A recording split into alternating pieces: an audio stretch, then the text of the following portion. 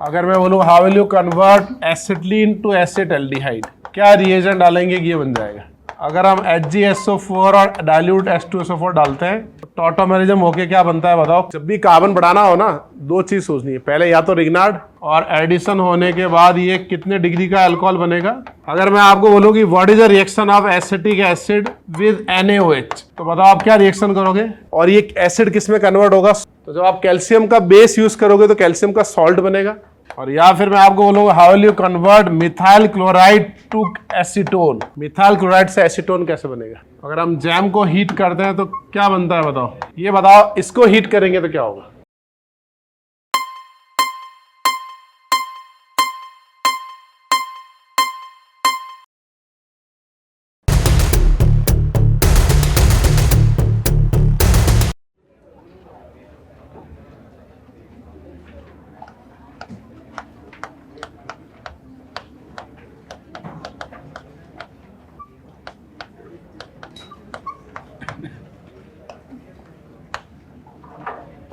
Next लिखो जरा, preparation of ketone.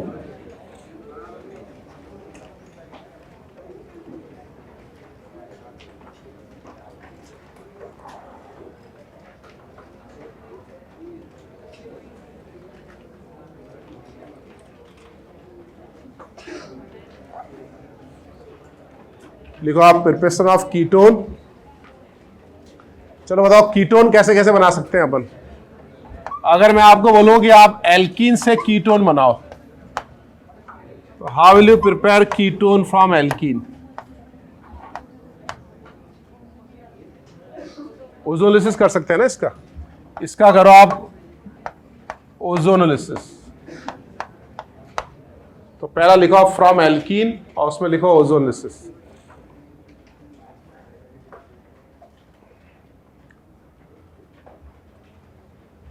हम वैसे ओजोलिसिस हम एल्डिहाइड कीटोन दोनों बना सकते हैं ना। ये तो हमने कीटोन बनाया, और अगर हमें एल्डिहाइड भी बनाना हो तो कैसे बनाते हैं भाई, ओजोन एंड जिंक, इसको कट करेंगे, एक बनेगा कीटोन और एक क्या बनेगा साथ में एल्डिहाइड। कीटोन कब बनता था, जब डबल बॉन्डेड कार्बन के पास हाइड्रोजन नहीं होना चाहिए, एब्सेंस ऑफ हाइड्रोजन। तो पहला लिखो फ्रॉम एल्कीन,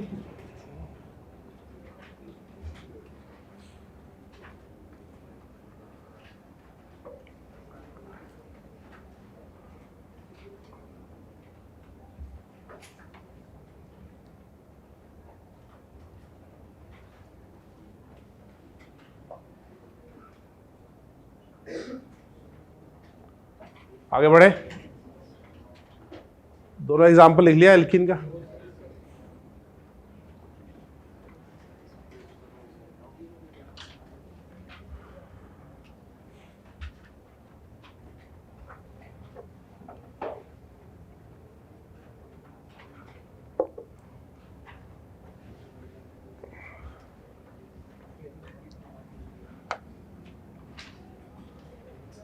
सेकेंड लिखो आप एल्काइन। बताओ एल्काइन से एल्डिहाइड कीटोन कैसे बनाएंगे। अगर मैं बोलूं how will you convert acetylene to acetaldehyde, क्या रिएजेंट डालेंगे कि ये बन जाएगा।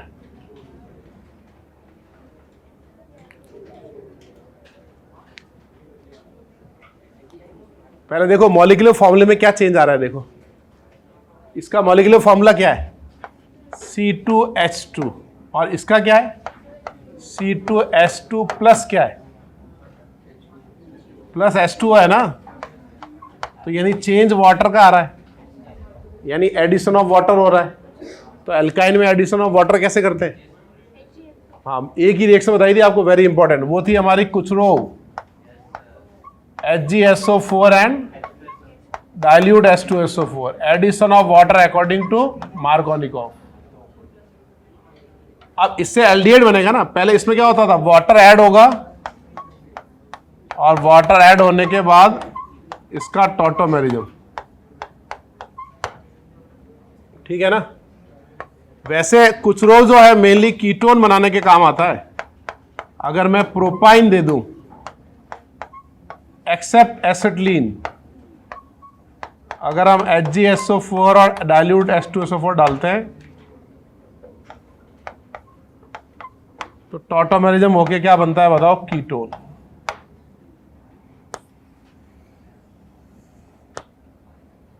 लिखो इसको।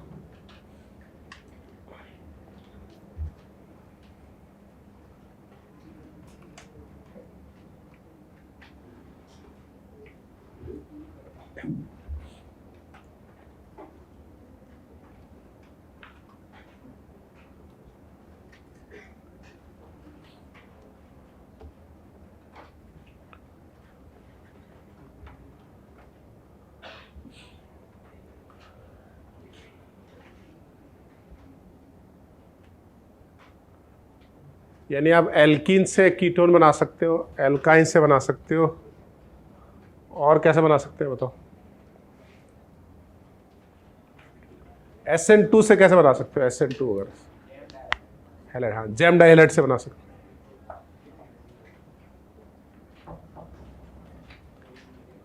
नैपकिन से पहुंच लो खुद को, देखो बीमारी बनना हो तो। हाँ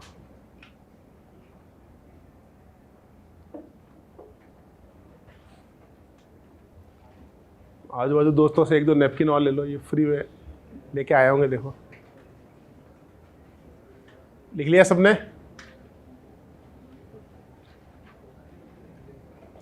आगे बढ़े। फिर तीसरा लिखो, फ्रॉम जेम डाइहाइलाइड।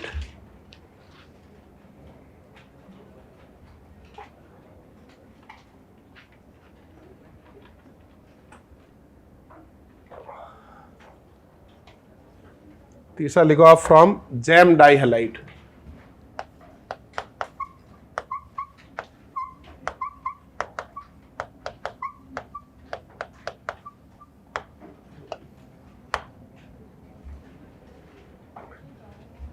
अच्छा बताओ, एक ये वाला जेम डाइहाइलाइड है 2,2 डाइक्लोरो, एक है 1,1 डाइक्लोरो।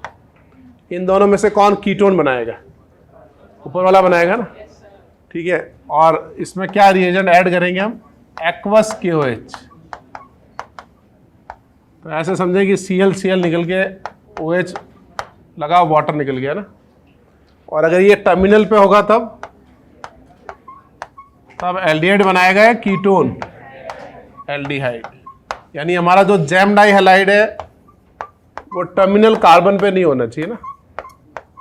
टर्मिनल मतलब लास्ट, यहां से स्टार्ट करेंगे जी लास्ट।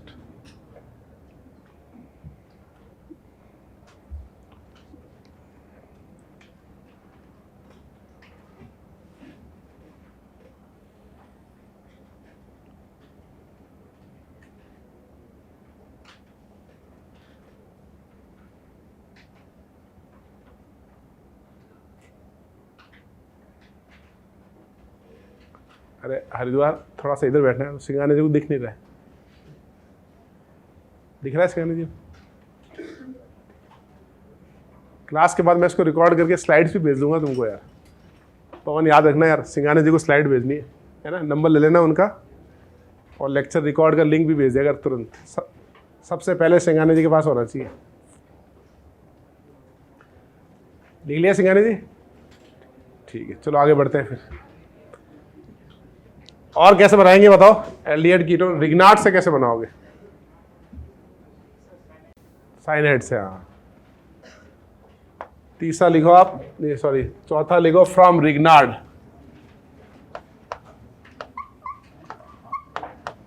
रिग्नार्ड में ये अल्काइल साइनाइड डाल देना हम, तो क्या होगा बताओ?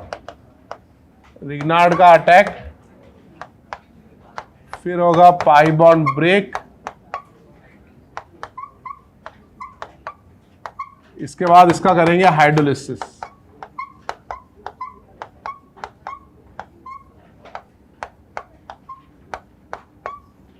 तो ये बन जाएगा हमारा कीटोन।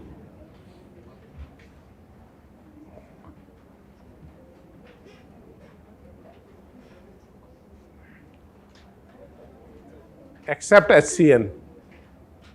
अगर HCN होगा तो एसिड बेस हो जाएगा बस। R कैनॉट बी H बस।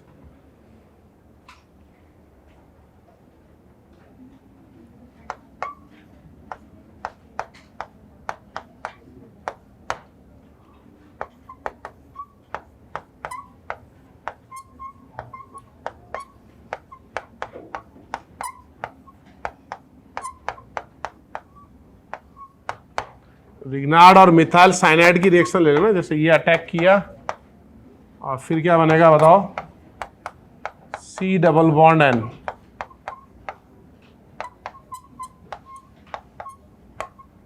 और C डबल बॉन्ड N का हाइड्रोलिसिस प्रोडक्ट क्या होगा,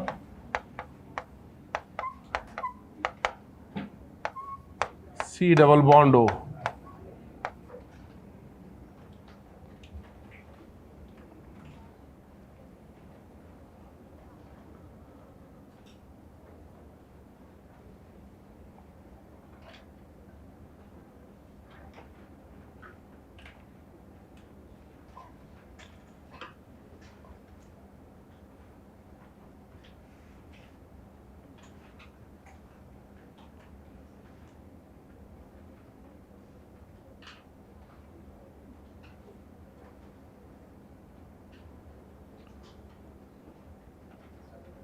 ये अपन रिग्नार्ड में कर चुके हैं, डीपीपी में भी सवाल थे इस पे।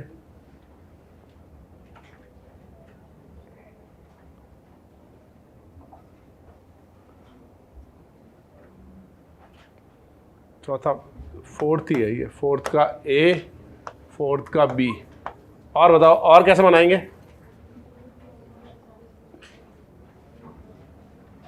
और हमने बनाया था ऑक्सीडेशन में, ऑक्सीडेशन से भी बना सकते हो ना आप।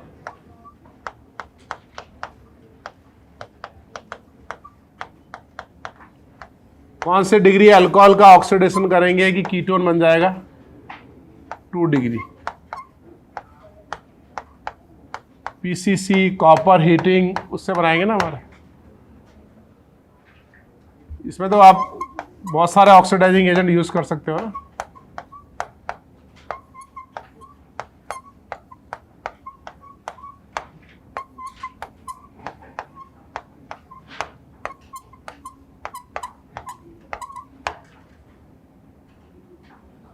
ऑक्सीडेशन रिएक्शन से बना सकते हैं,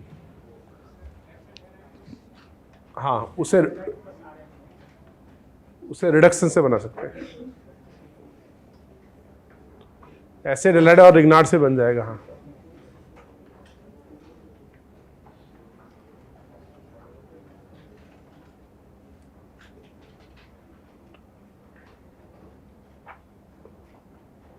नोट किया आपने, कितने प्रिपरेशन हो गए, ये 5th है ना।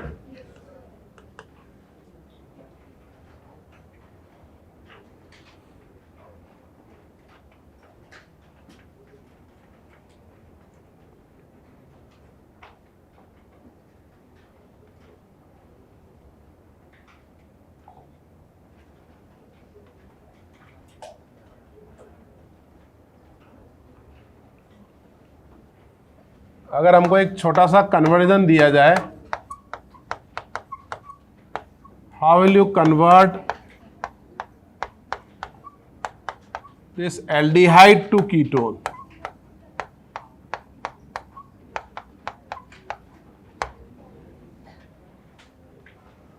एल्डिहाइड से कीटोन कैसे जाओगे,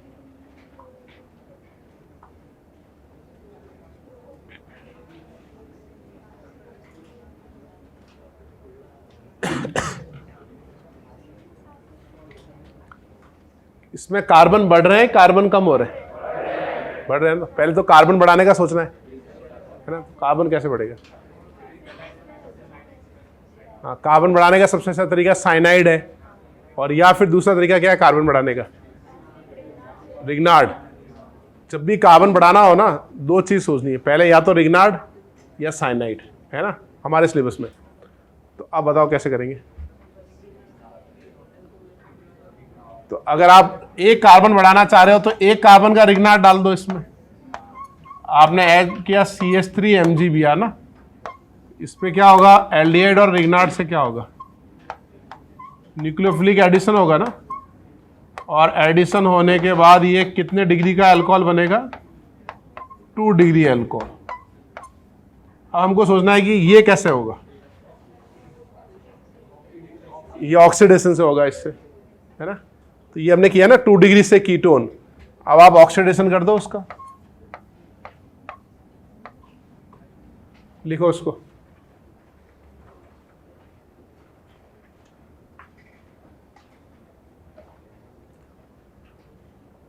यानी पहले रिग्नार्ड का अटैक एंड देन ऑक्सीडेशन, तो aldehyde will convert into ketone.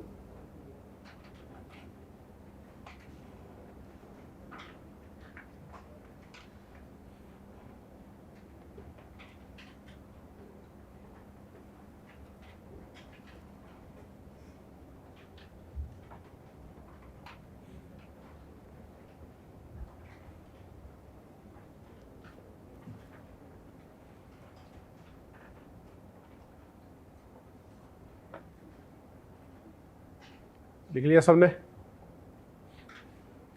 कितने हो गए?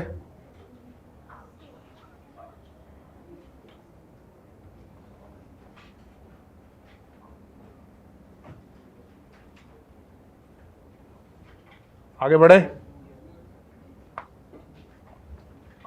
अब 6th लिखो, एक इंपॉर्टेंट मेथड है।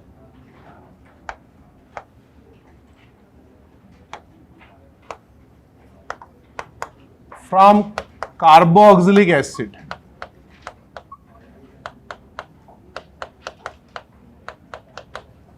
एसिड से कीटोन जाने का है ना, एक इंपॉर्टेंट मेथड है कि when carboxylic acid react with calcium hydroxide और बेरियम हाइड्रोक्साइड या simple calcium oxide and heat, उससे बनेगा ये कीटोन। देखो ये इंपॉर्टेंट क्यों है, क्योंकि ये कैल्शियम वगैरह हार्मफुल नहीं है ये सब। तो सिंपली क्या करना है कि जैसे एसिटिक एसिड है हमारे पास, अगर मैं आपको बोलूं कि what is the reaction of acetic acid with NaOH, तो बताओ आप क्या रिएक्शन करोगे? वाटर बना लोगे एसिड बेस और सॉल्ट बनाओगे ना, O- Na+, ये करोगे ना, ठीक है।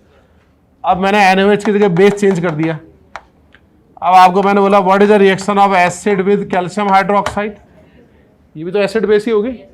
बस पहले थोड़ा इजी इसलिए लग रहा था क्योंकि मैंने एक वेल नोन बेस यूज कर लिया। अब ये जो OH- है, ये H लेगा, ये H लेगा, 2 बार वाटर बनेगा ना, और ये एसिड किस में कन्वर्ट होगा? Salt of calcium. जब NaOH यूज करते हैं तो क्या बनता है? Salt of sodium, salt of potassium, salt of calcium. तो आपने जब पहला स्टेप हुआ एसिड बेस, और साथ में क्या बन गया? ये सॉल्ट ऑफ कैल्शियम।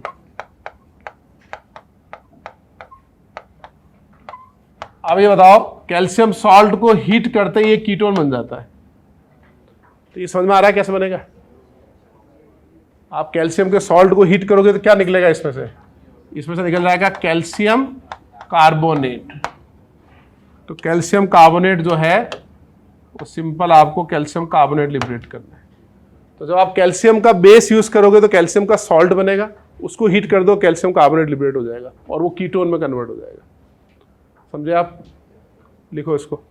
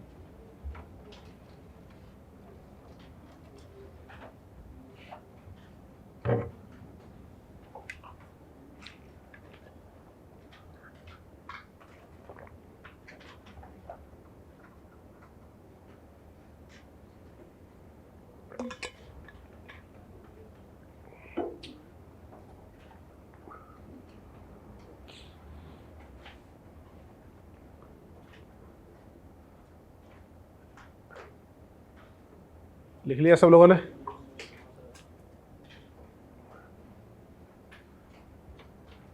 यानी आप एसिड से कहाँ जा सकते हो? Direct ketone.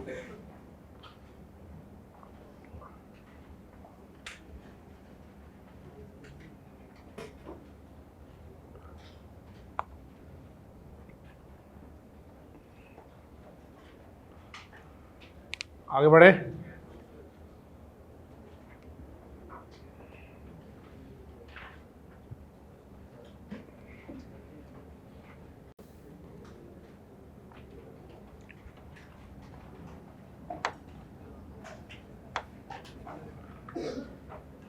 एक छोटा सा अगर कन्वर्जन करना हो, how will you convert methyl cyanide यानी ethane nitrile into acetic acid, acetic acid नहीं सॉरी कीटोन। इथेन नाइट्राइल से कीटोन बनाना है, कैसे बनाएंगे? हाँ अभी आपको एक तरीका तो जस्ट अभी जो बताया वो वाला है। आप पहले इसको एसिड बना लो। साइनाइड का एसिड कैसे बनेगा? हाइड्रोलिसिस करो तो ये बन गया कार्बोक्सिलिक एसिड, इसमें कैल्शियम हाइड्रोक्साइड डाल के हीट कर दो तो बन जाएगा आपका कीटोन। बनाओ उसको।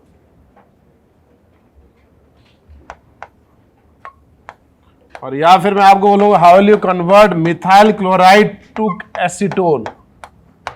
मिथाइल क्लोराइड से एसीटोन कैसे बनेगा? हाँ बस एक स्टेप और पीछे चला गया मैं इसके। पहले हमको यहाँ पे Cl की जगह साइनाइड लगाना है ना ये वाला, तो अपन ऐसा कर सकते हैं, पहले ऐड करें KCl यानी SN2 कर दें, फिर करें हाइड्रोलिसिस और फिर क्या करेंगे कैल्शियम हाइड्रोक्साइड एंड हीट। तो ऐसे सिलेबस खत्म होने के बाद मैं एक 100-150 कन्वर्जन की शीट दूंगा, वो करोगे ना सब याद हो जाएगा एकदम। कन्वर्जन सबसे बेस्ट तरीका होता है ऑर्गेनिक रिएक्शन को सीखने का।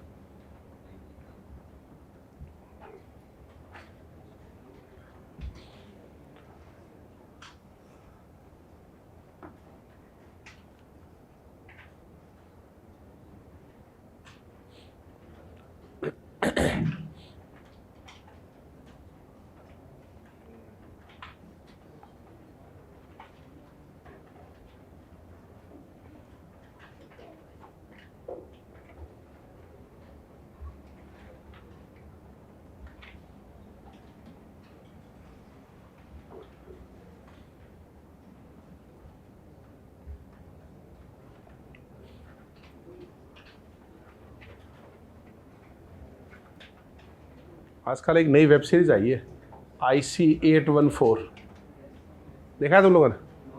सुना है? IC814 बड़ा फेमस केस है, हाईजैक किया था जो प्लेन।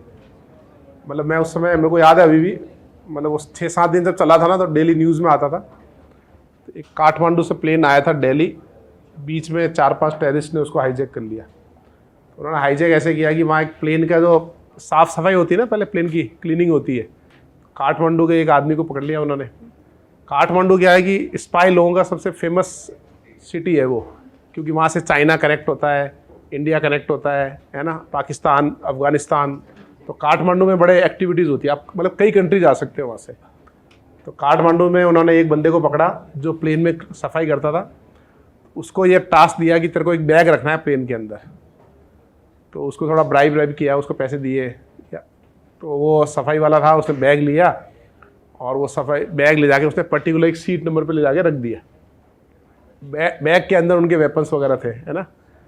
तो बाकी जो टेररिस्ट थे उन्होंने क्या किया, अलग अलग सीट बुक कर ली एक ही प्लेन में। तो वो अलग सीट पे बैठ गए सब। फिर जैसे ही वो प्लेन टेक ऑफ हुआ तो उनको पता था कि भाई इस मतलब सीट नंबर के नीचे मेरा बैग रखा है। तो वहाँ सीट के नीचे बैग रखा था, तो वहाँ से उन्होंने वो बैग उठाया और उनके पास हथियार थे, तो उन्होंने प्लेन हाईजैक कर लिया। तो उस समय इंडिया में बहुत एक फेमस टेररिस्ट है मोहम्मद मजूर, क्या नाम उसका, मसूद, वो जिसने 2008 में बॉम्बे अटैक करवाया था। तो वो इंडिया की जेल में था, मतलब उनका टारगेट था उसको छुड़वाना। उसके पहले जेल पे भी 3 बार अटैक हो चुका था। तो वो प्लेन को हाईजैक किया उन्होंने, और हाईजैक करने के बाद वो प्लेन तो काठमांडू से दिल्ली आना था ना, फ्यूल इतना ही था उनका, तो वो ले जाना चाहते थे काबुल। काबुल में उस समय तालिबान का कंट्रोल था, अभी जैसे है ना वैसे उस ज़माने में 99 मतलब यूएसए तो 2001 के बाद आया। 2001 के पहले यूएसए को कोई मतलब नहीं था। 2001 के पहले यूएसए समझता था टेररिस्ट एक्टिविटीज़ है प्रॉब्लम ऑफ एशियन, ये हमारी प्रॉब्लम नहीं है, है ना। वो तो आपके यहाँ के और मिडिल ईस्ट वगैरह के इनकी प्रॉब्लम है, हमारी प्रॉब्लम नहीं है। तो वो कोई इंटरफेयर नहीं करता था कुछ भी, जो भी टेररिस्ट एक्टिविटी हुई उसको ज़्यादा मतलब नहीं कुछ। तो फिर वो IC-814 जो प्लेन था तो उसको लैंड करवाना था। तो उस समय पाकिस्तान के अंदर गवर्नमेंट थी जनरल मुशर्रफ की, मतलब पाकिस्तान में तो गवर्नमेंट वैसी चलती है ना भाई कि भाई जो आर्मी ऑफिसर होता है वो चाहे जब अपनी गवर्नमेंट कंट्रोल कर लेता है। उनके मतलब 50 सालों में मेरे हिसाब से डेमोक्रेसी 20 साल भी नहीं चली है उनकी। कोई भी प्राइम मिनिस्टर बनाते हैं 2-4-6 महीने बाद ठीक नहीं लगता हटा के वो जनरल खुद बन जाता है ऐसे। तो जनरल मुशर्रफ बन गया था वहाँ पे हेड। तो उसको लगा कि यार प्लेन अगर पाकिस्तान आ गया तो पूरे वर्ल्ड में थोड़ा बहुत, उस पाकिस्तान को पैसा चाहिए ना, तो पूरे वर्ल्ड में दिक्कत हो जाएगी कि यहाँ कुछ एक्टिविटी होगी तो मेरे को पैसा मिलना कम हो जाएगा, नाम खराब हो जाएगा। नाम तो खैर वैसे भी आधा गड़बड़ है, तो उसको और दिक्कतें बढ़ जाएगी उनकी। तो उसने क्या किया, उसने बोला प्लेन यहाँ लैंड नहीं होगा। तो फिर बड़ी मुश्किल से उसका यहाँ पे गवर्नमेंट ऑफ इंडिया ने उसको थोड़ा इंटरफेयर किया, लैंड नहीं होगा तो क्रैश हो जाएगा प्लेन। तो उसको बड़ी मुश्किल से वहाँ पे लैंडिंग कराई लाहौर में, सिर्फ फ्यूल के लिए। पहले अमृतसर में लैंड किया, तो इंडिया से वहाँ गलती होगी, वो 10-15 मिनट अमृतसर में रुका ना, तो उस समय वो अपने आप प्रोसेस है ना पूरा, प्राइम मिनिस्टर से पूछना पड़ेगा, चीफ मिनिस्टर से पूछना पड़ेगा, उस प्रोसेस में ही 15 मिनट निकल गए। अगर वहाँ पे अटैक करते तो हो सकता है कि अपन यहीं रोक लेते उसको। तो कमांडो तैयार थे वहाँ के पंजाब के, लेकिन वो ऑर्डर ही नहीं मिला उनको। तो और टेररिस्ट लोगों को डाउट हो गया कि यार कुछ गड़बड़ है, तो वो तुरंत वहाँ से उड़ लिए। फिर लाहौर में बड़ी मुश्किल से उसको लैंड करवाया। लाहौर में लैंड करवा के फ्यूलिंग कराई, फ्यूलिंग करा के फिर वो उड़े। काबुल कांटेक्ट किया कि भाई हम लैंड करेंगे यहाँ पे तालिबान वालों से। तो काबुल वाले बोले कहाँ लैंड करोगे, हमारे यहाँ रात को तो लैंडिंग की फैसिलिटी नहीं है। काबुल का कोई एयरपोर्ट है क्या? काबुल का एयरपोर्ट देखोगे टेररिस्ट की गाड़ियाँ लगी है, AK-47 खड़े हैं, कोई खेल रहा है, समझ रहे हो? उनका तो ग्राउंड होता है ना, पब्लिक ग्राउंड, वैसा तो उनका एयरपोर्ट है। और रात कुछ नहीं होता हमारे यहाँ, हमारा जो होता है सुबह होता है, ठीक है। तो अब रात भर प्लेन को क्या उड़ाए? तो फिर वो प्लेन का जो कैप्टन था उसने कांटेक्ट किया, मतलब गवर्नमेंट ऑफ इंडिया भी इन्वॉल्व हो गई। तो कांटेक्ट किया कहाँ पे, दुबई वगैरह वहाँ पे। तो दुबई क्योंकि बहुत पावरफुल है मिडिल ईस्ट में, तो उससे रिक्वेस्ट किया भाई इसको उतारो। और दुबई पे ये प्रेशर थोड़ा, उससे रिक्वेस्ट किया कि भाई बच्चे और लेडीज लोगों को तो नीचे उतारो। तो वो दुबई के प्रेशर की वजह से बच्चों को और जो फीमेल थी उन सबको नीचे उतार दिया उन्होंने। 27 लोगों को उतारा उन्होंने, मेन कुछ लोगों को। और उसके बाद फिर वो दुबई में बैठे रहे 3-4 घंटे। अच्छा, पहले उनको दुबई में ना टेररिस्ट लोगों को डाउट हो गया कि यार ये दुबई नहीं है, क्योंकि दुबई के कई मल्टीपल एयरपोर्ट है। जो मेन एयरपोर्ट है वो तो बहुत आलीशान एयरपोर्ट है उनका कोई डिफेंस का एयरपोर्ट है, वहाँ उतार दी फ्लाइट को।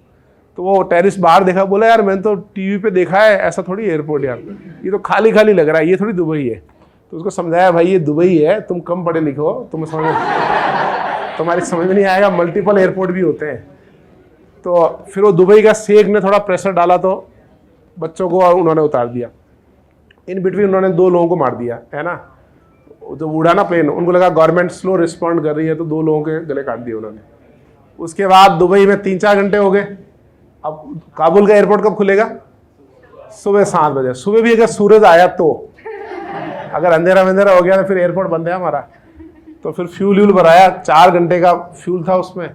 फ्यूल भरा के फिर कांधार, ठीक है, काबुल नहीं, फिर कांधार लेके गए। कांधार फ्लाइट को लैंड कराई और वहाँ चारों और तालिबान वाले ने बढ़िया से उसको, फिर गवर्नमेंट का बहुत नेगोशिएशन चला, 7 दिन तक चला वो। पहले तो गवर्नमेंट ने मना कर दिया नेगोशिएट करने। उस समय इंडिया में कोलिशन गवर्नमेंट थी, तो सब नेता लोगों सबको पूछना पड़ता ना भाई। 12 दलों की गवर्नमेंट थी, उनको पूछा था जी में 4-5 दिन निकल गए। भाई कोई होता है ना, हर का पॉलिटिकल होता है ना भाई, कि मैं कुछ करूँ और मेरे वोट बैंक खिसक जाए, है ना। तो सब वोट बैंक की राजनीति होती है ना अपने यहाँ। तो वो उसमें 4-5 दिन उसमें निकले, फिर नेगोशिएशन किया। उन्होंने शुरू में कुछ बहुत सारे टेररिस्ट की डिमांड की कि इन सबको छोड़ो यहाँ से। फिर अल्टीमेटली 3 टेररिस्ट को छोड़ना पड़ा, जिसमें से ये था एक मसूद, जो एक क्या नाम, इसका नाम भूल गया मैं, इसका मसूद करके नाम है उसका। और छोड़ने का इंडिया को खामजा ये भुगतना पड़ा। उसी ने वापस 2008-9 में जो बॉम्बे अटैक हुआ था, उसके पीछे मास्टरमाइंड यही था, जिसमें काफ़ी लोग मारे गए थे। ताज होटल पे जो हुआ था ना, पूरा बॉम्बे पे ही हुआ था वो। तो 10-12 टेररिस्ट ने पूरे बॉम्बे को हाईजैक कर लिया था।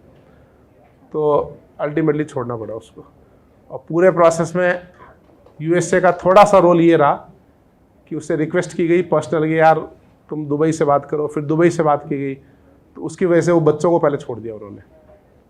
तो गवर्नमेंट पावरफुल होना बहुत ज़रूरी है, कंट्री पावरफुल होना बहुत ज़रूरी है।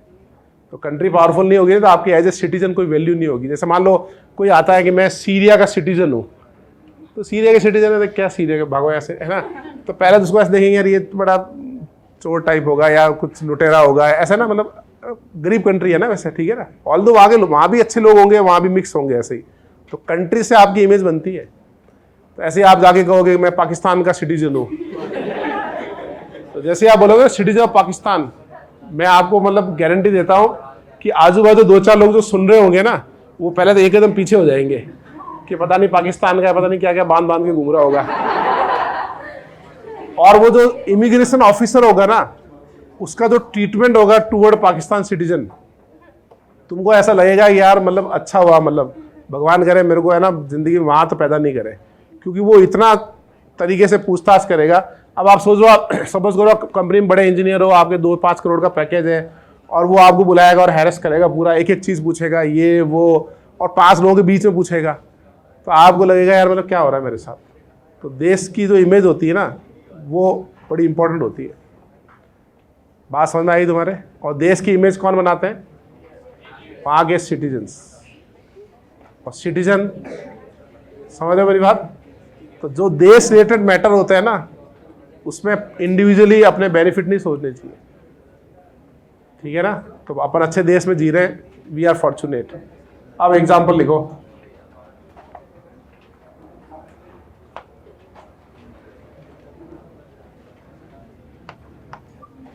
तो बहुत सारी चीजें अपन ऐसे ही परेशान हो रहे हैं कि मेरे आईआईटी में नंबर कम आ रहे हैं, आईआईटी में भी कम नहीं आए, इसमें आरटी में कम आ रहे हैं। अरे आरटी छोटा सा मैटर है, कौन सा हमारा प्लेन हाईजैक हुआ है,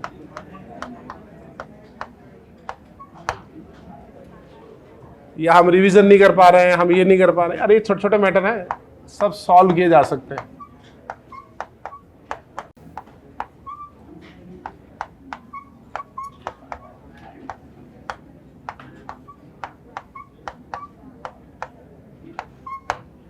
इस पहले वाले में आपको 3 प्रोडक्ट बनाने हैं, दूसरे वाले में भी आपको 3 बनाने हैं।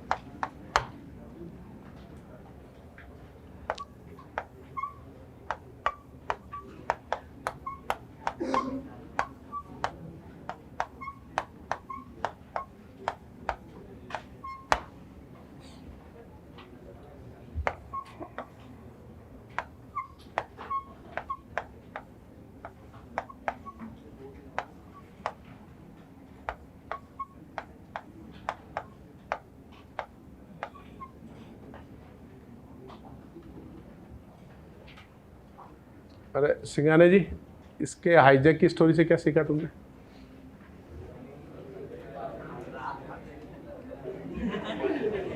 नहीं, फ्लाइट तो शाम की थी ना, 4 से 5 की थी, वो तो प्रोसेस करते करते रात हो गई थी। वो तो कहाँ अमृतसर लैंड की, लाहौर लैंड की, फ्यूलिंग दोनों जगह हुआ, फिर रात भर चला वो, तब सुबह जाके कंधार पहुंची। सिंगाने जी इससे अपने सीखा कि जो फ्लाइट के अंदर चेक इन बैग होता है ना, एक साथ ले जाने देते, 7 किलो का बैग ले जाने देते साथ में, उसमें 500 ग्राम खाने पीने की चीज़ें होनी चाहिए। मान लो हाईजैक करके ले गए, कंधार छोड़ दिया, 2-3 दिन खाना कैसे खाएंगे अपन? एक छोटी पानी की बोतल और 500 ग्राम खाने पीने का सामान, ताकि हम ना एंजॉय तो कर सकें। क्या हाईजैकिंग चल रही है, भूखे पेट एंजॉय भी नहीं हो पाएगा। भाई घर वाले चिंता करेंगे ना, भाई खाया पिया कि नहीं, कम से कम वो टेंशन तो खत्म हो जाएगी कि भाई 500 ग्राम का फूड भी है इनके पास।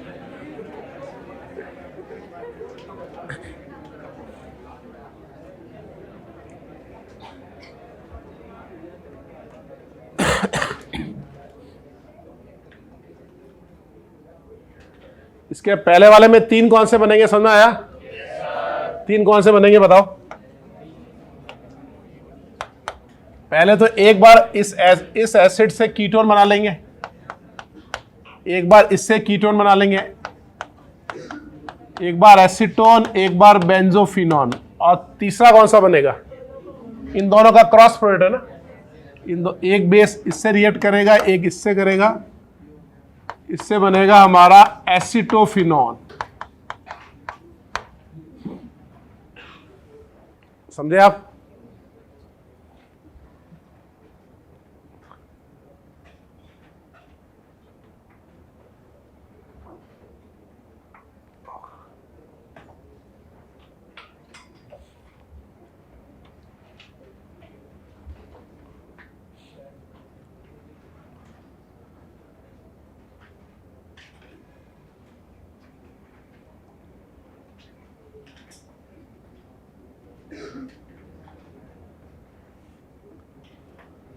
बना लिए, चारों बना लिए। सेकेंड वाले में आपने एसीटोन बना लिया और प्लस 3 कार्बन। ये इससे क्या बनाओगे, इससे इसमें 4 कार्बन है ना, तो क्या बनेगा, हेक्सेनॉन या हेप्टेनॉन? हेप्टेनॉन बनेगा ना, क्योंकि एक कार्बन कार्बोनेट में निकल जाएगा ना। सही बनाया मैंने। थर्ड वाले में क्या बनेगा, बेंजोफिनॉन। हाँ, एक और तीसरा कौन सा बनेगा, पेंटेनॉन। ठीक है ना। फोर्थ में बताओ,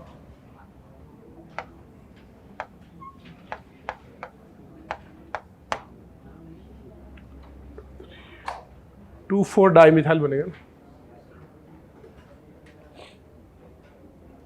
2 4 डाइमिथाइल पेंटेनॉन। आगे बढ़े।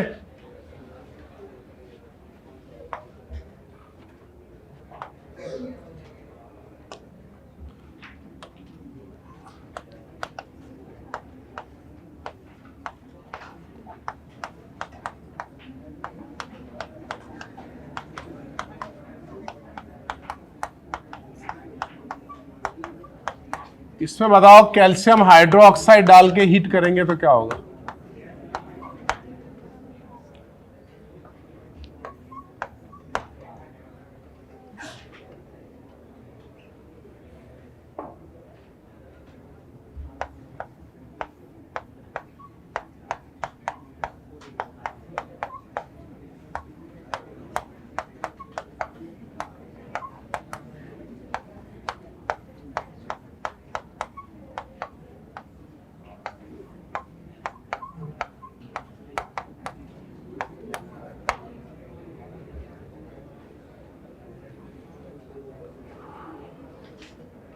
फिफ्थ सिक्स बनाओ।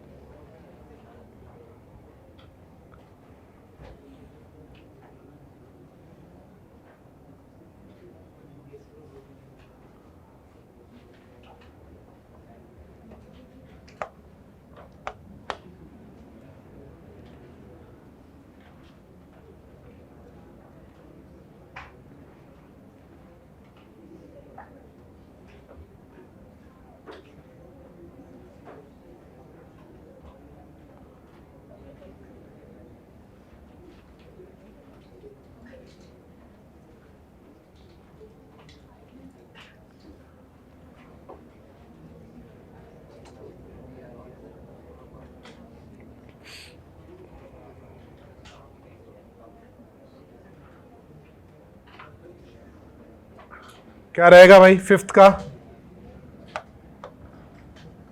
इसमें आप क्या करोगे, पहले तो वही कैल्शियम का सॉल्ट बना लोगे ना, और उसके बाद यहां से क्या लिबरेट करोगे, कैल्शियम कार्बोनेट। थोड़ा डार्क दूसरे कलर से कर लेते हैं, CaCO3।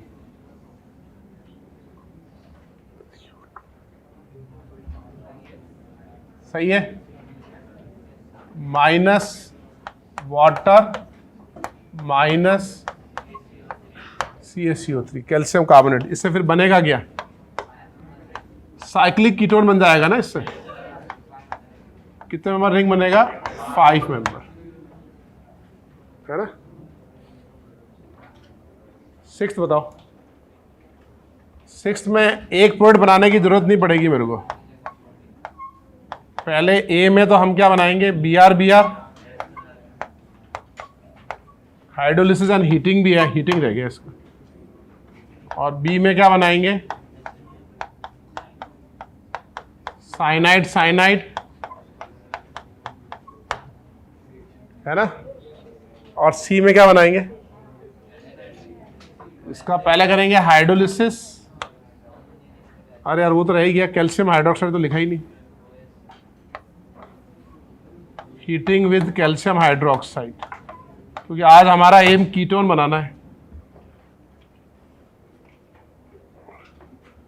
मैं एक्चुअली चाह रहा था सेम वो ऊपर वाला बन जाए, तो ये डिट्टो सी ये वाला बन जाएगा।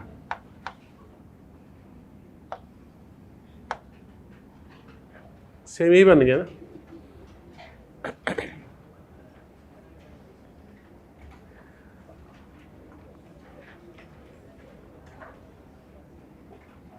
समझ गए आप?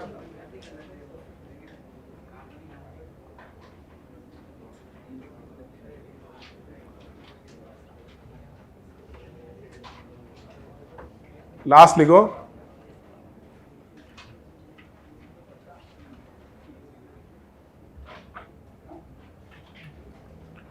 लास्ट लिखो आप। हीटिंग मतलब एक और तरीके से कीटोन बना सकते हैं, heating effect of di carboxylic acid.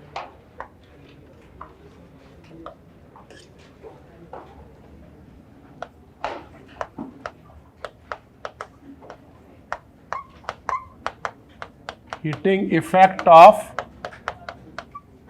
Die carboxylic acid.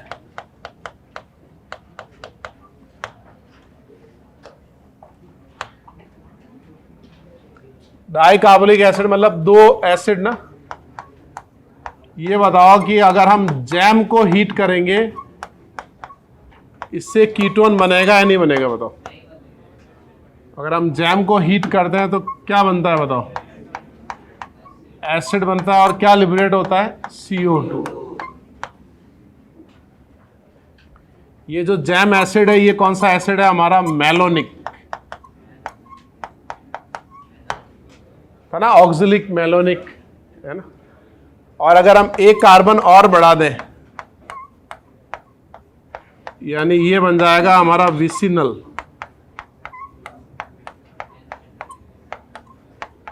इसका नाम क्या था भाई? Succinic anhydride, succinic acid, sorry. अब बनने वाले प्रोडक्ट का नाम क्या होगा? इसको सिंपली हीट कर दो। अरे यार याद ही है, लिख लो वो दोनों तो।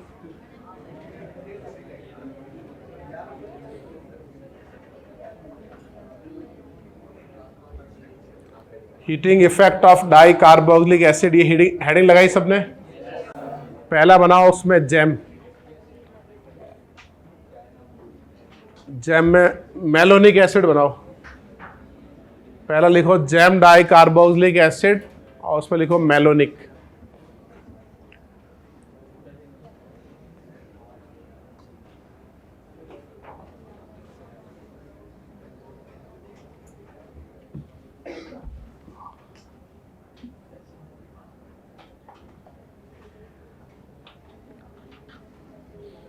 लिख लिया? उसमें हीट करके एसिड और CO2 बना लिया। दूसरा सक्सेनिक एसिड बनाओ।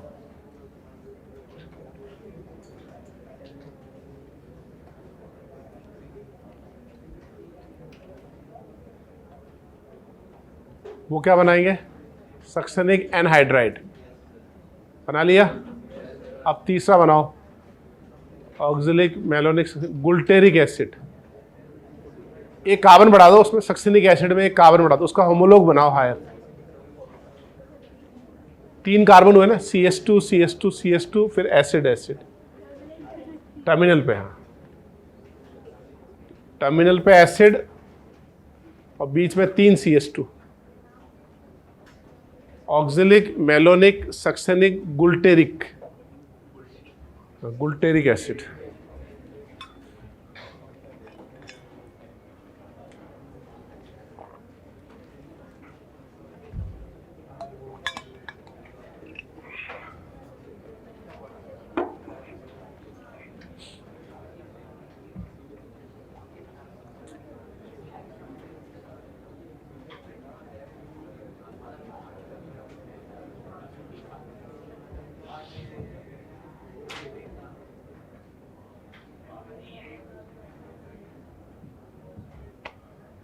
ठीक है, तीसरा बना लिया आपने।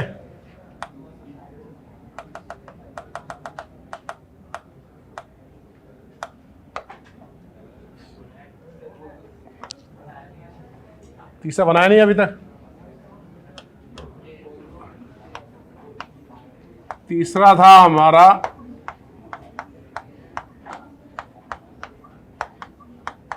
वन 3 डाई कार्बोक्सिलिक एसिड यानी गुल्टेरिक एसिड।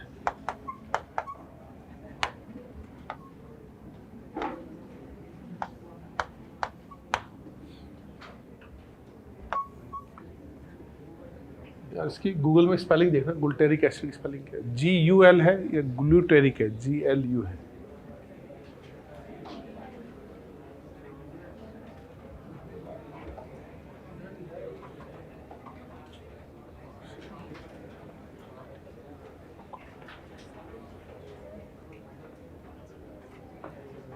पीछे वाले 2 एसिड रह गए, कोई बात नहीं, तीसरे से लिखो। GLU है ना। पीछे वाले दोनों अपन ने पढ़ रखे हैं, वैसे कोई बात नहीं है। ये बताओ इसको हीट करेंगे तो क्या होगा। भाई जैम को हीट करते हैं CO2 निकलता है, विसिनल को हीट करते हैं एनहाइड्राइड बनता है, और इसका क्या होगा।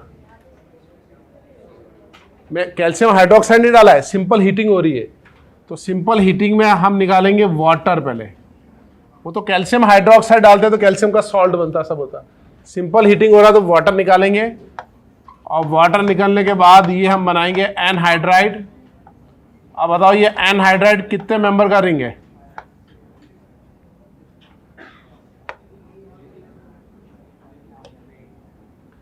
ये जो रिंग बनेगा ये कितने मेंबर का रिंग बनेगा, 6 मेंबर रिंग बनेगा ना। ये बनाओ उसको तब तक। अब ये 6 मेंबर रिंग हमारा स्टेबल है या बताओ ये अनस्टेबल है। ये 6 मेंबर रिंग स्टेबल है, तो ये जो बना है ये क्या है हमारा गुल्टेरिक एनहाइड्राइड। यानी आप एनहाइड्राइड 5 मेंबर भी बना सकते हो और एनहाइड्राइड आप 6 मेंबर भी बना सकते हो। जैसे अगर सिंपल ऐसे लैंग्वेज में क्वेश्चन पूछा जाए ना कि which type of acid undergo formation of anhydride, तो मेजोरिटी ऑफ लोग आंसर करेंगे विसिनल। तो विसिनल बहुत कॉमनली यूज्ड है, लेकिन उसका मतलब ये नहीं कि सिर्फ विसिनल ही एनहाइड्राइड बनाता है। विसिनल के अलावा अगर 1,3 कार्बन पे भी लगाए तो भी वो भी एनहाइड्राइड बनाएगा। यानी एनहाइड्राइड 5 मेंबर रिंग में भी बनता है और एनहाइड्राइड 6 मेंबर रिंग में भी बनता है। समझे भाई। अभी तक हमारा कीटोन नहीं बना।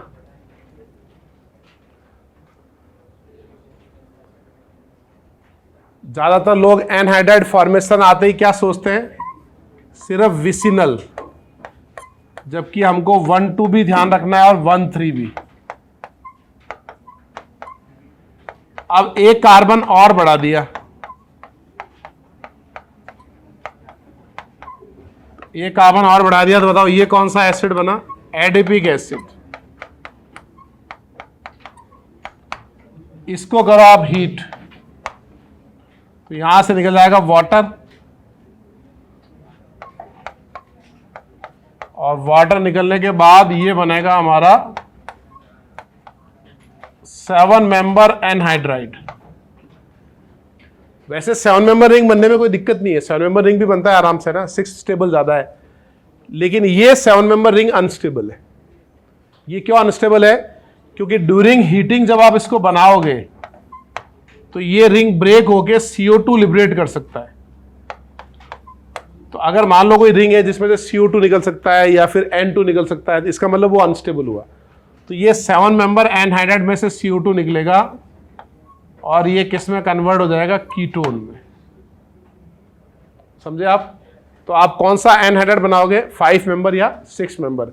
अगर 7 मेंबर रिंग है तो वो बनाएगा साइक्लोपेंटेनॉन, और अगर अपन एक कार्बन और बढ़ा दे तब क्या बन जाएगा, साइक्लोहेक्सेनॉन। समझे आप। तो 7 member ring having anhydride is unstable. क्यों अनस्टेबल, क्योंकि वो CO2 लिबरेट करके कीटोन में कन्वर्ट हो जाएगा। तो आखिर हमने कीटोन बना लिया।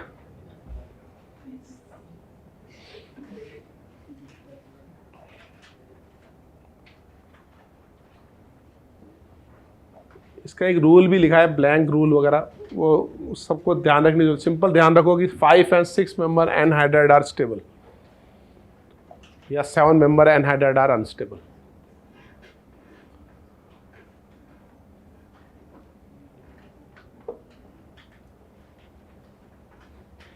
तो अनिकेत, आज के लेक्चर में तुमने 2 बातें क्या सीखी बताओ? कोई भी 2 बातें बताओ जो तुम्हें लगता है कि मैंने सीखी आज।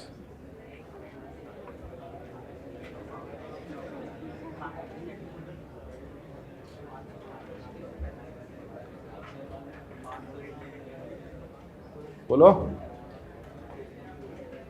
अच्छा, ये कीटोन बनाना सीखा है ये वाला। और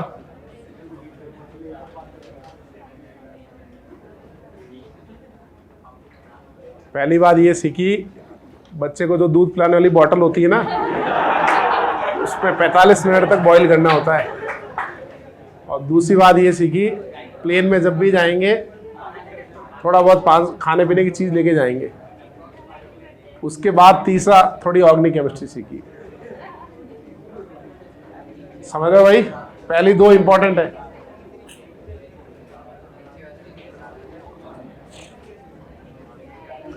मैंने वो बताया था तुम्हें 2008 में जब इसी का वो जो बॉम्बे अटैक हुआ था ताज होटल पे, तो वो टाटा ग्रुप का सीईओ था ना उसके अंदर, है ना। ताज होटल तो बहुत फेमस है, बहुत महंगा है वो, तो सारे वीआईपी है, वो बहुत बड़ा भी है वो।